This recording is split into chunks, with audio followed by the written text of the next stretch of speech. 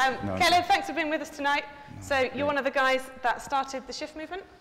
Yeah, it was a good team of us, quite a lot of people actually. So yeah, it's been great. Did you introduce me? No, I didn't. I was waiting for you. Oh, great! I'll introduce. Yeah. And where are you working now? How are you dividing your time? Lots of different exciting things. Yeah. So just graduated from Loughborough Uni. Did a master's in civil engineering, and just was so passionate about wanting to see a shift in culture. A group of us have committed our time to try and get this off the ground and see what it looks like and commit to it. But currently, at the minute, doing an internship at Ogilvy and Mather, so same company Mark was at, just learning as much as I can about advertising and creative industry. Brilliant. Over to you. Excellent. Great, guys. What a privilege it is to be here. I'll just find my notes. One of the things that we really want to set Shift apart is this idea of community. And when we read in the Bible where it says that they'll see Jesus through our relationships, we really want that to be embodied by how we do things in our community and everything else. So it's something like this. We really want to encourage you to just invest in the person next to you and getting to know them and actually taking their number and continuing on these conversations and dreaming further and being intentional about meeting new people and just diving deep in. So that wasn't in the notes. That one's for free. Okay, I think I found them. Great. So that was the introduction. My name is Caleb. It's so exciting to look out in the room and just see you guys passionate about wanting to see your workplace transformed and the places you exist in shifted and God to work through you. So it's just a privilege to be in a room of people that are so excited about this. And we just heard Mark excellently speak about the micro. I've just been invited now to talk about the macro and what it looks like to dream. And I think this is because I'm a daydreamer in a big way, and I like to dream. And I believe God can transform a nation. And call me naive in some instance, but I actually think that God can work through us, and we will see a nation changed. But before I dive in and talk a bit about macro, there was an event that happened to me on Saturday, which I just wanted to share with you. So went to this event, this Hillsong event on Saturday evening. They meet, and it was good fun. And I went and caught up with a friend afterwards at McDonald's, and we were just chatting, catching up. And these two drunk girls, they'd just been to a wine tasting thing, came stumbling into McDonald's and asking us for directions. They ended up sitting down with us, having a conversation with us, and they asked us, "Where have you been?" We said, "We've just been to church." They're like, "You're joking me?" "No, you're not." And they asked us more questions about it.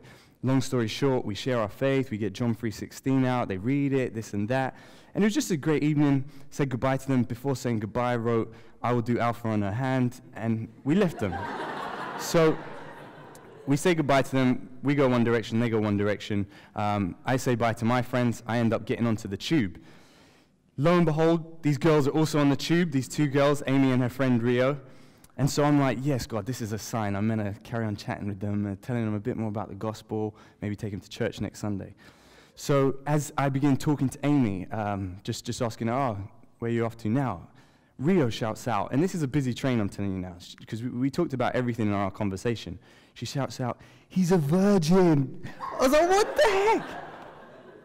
So where did that come from? Like, I just wanted the ground to open up and swallow me. And it just made me think, it's quite funny, but the world loves to give us titles and labels and loves to box us up. And fair enough, like, yeah, okay, I believe that we should save our sexuality for marriage and everything else. But this idea of labels, it comes with living a countercultural lifestyle. It comes with stepping up and standing out. And I just thought, as I was given that label, how incredible would it be if we were labeled in the workplace for being people that were hardworking, people that were dreamers, people that were team players, people that cared for others and thought about others higher than themselves and were servant-hearted.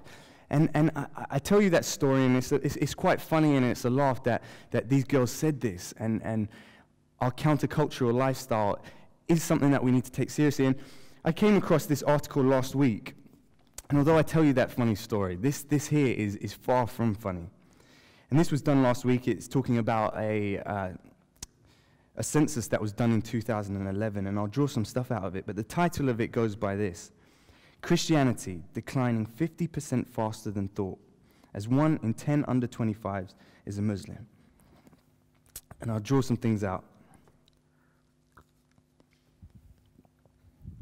It says, the proportion of young people who describe themselves as even nominal Christians has dropped below half for the first time. Goes on to say, Keith Porteous-Wood, executive director of the National Secular Society, said, long-term reduction of Christianity, particularly among young people, was now unstoppable. And finally, younger people, this is talking about the census, younger people also drove a shift away from religion altogether, with 6.4 million more people describing themselves as having no faith than 10 years earlier. Now, I think we can't really paint the picture for change and this big dream that we have to want to see society change unless we understand and gain a perspective into the current state that we're in. Reading this is devastating. Reading this is just gut-wrenching. That less people are getting to know Jesus and less people are following Jesus according to this census, which is taken according to what people profess.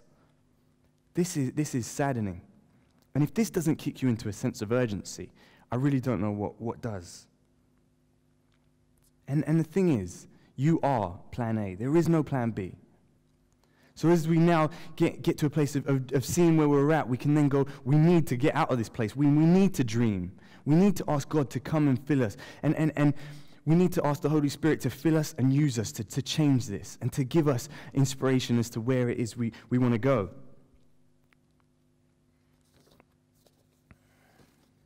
So it uses the term unstoppable here, like unstoppable. I believe with the Holy Spirit in us, we are unstoppable. It uses, yeah, come on, I like a bit of shouting back. I'm from an Anglican background, but I think I prefer like the whole response thing, so chuck it back at me. And then it dares to use the term shift in the wrong way. It says it's shifting away. Well, I want to tell you that we believe in a God that transforms lives. We believe in a God that changes things. And I believe that with the Holy Spirit in us, we will see a shift towards a nation that is transformed in Jesus Christ. And I believe that, and I am dreaming, and I have a dream. I have a dream.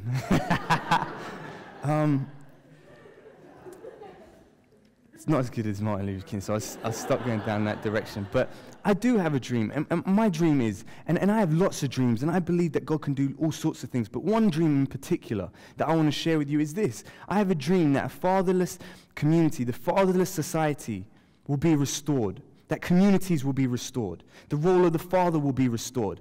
And that is my particular dream. That is something that just is stirring inside of me. But each one of you will have a dream.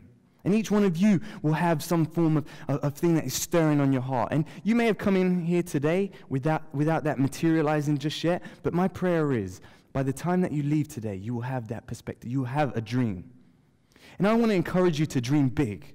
I want to encourage you to dream as big as you can. Whether you're a CEO of a top company, or whether you're the caretaker in that company, whether you're a managing director or an intern, as I am at the minute, I want you to dream big for what God can do in you, in the place that you're at, in your context. You were chosen for such a time as this. So as Mark Green shared a minute ago about the micro and the small things, I think that is so important. It is so important that in the Monday mornings, the Tuesday mornings, we remain faithful and we understand what our faith looks like in that place, in that context. But I think it's also important to get a big picture mindset of what God can do and to dream and to almost kind of dare God to bring your dreams to life. Not because of who you are, but because of who He is. With the Holy Spirit in us, we are unstoppable. So I did civil engineering, as I said, so I came up with this little equation. Micro plus macro plus action plus Holy Spirit equals change. Did you get that? So the Holy Spirit is what empowers us, which equips us and gives us everything that we need. So micro plus macro, action is getting away from passivity, and thinking and looking and seeing where can I be the change. And then the Holy Spirit equals change. So this idea of dreaming, I think you can't really dream until you get perspective, until you know where you're at, and then you can see where you want to go. So this is a huge part of why we're here today, is to gain perspective and to get understanding of the different sectors that we're in and the different areas that we're in. So as you may have seen, you may have come across this concept, and it's this idea that if we want to see society change as a whole, there's these 7 sectors of society, these 7 subcultures of society that influence the wider mountain or the wider sector of society. And these sectors go like this. So we have business. So within business, we have entrepreneurship, we have finance, we have consultancy, all these things. These were once described as like the heartbeat of the economy. And it's so important that Christians are in these areas, and we're inspired by the Holy Spirit, because it's in these areas that stewardship is so important. The public services, so the government, law, the army, it's in this area that legislations are made, laws are made, how the country is governed. We, I think, for too long have washed our hands of politics and have said, we'll leave it to them. But we need to be, as Christians, it doesn't matter what party that you're in, just get stuck in. Health and family. So nurses, doctors, those involved in childcare, and these are the people that shape the bedrock of family and health. It's so important that we have a Christian voice in that place. Education. Now, education is one in particularly close to my heart, because these young people have their minds shaped in schools.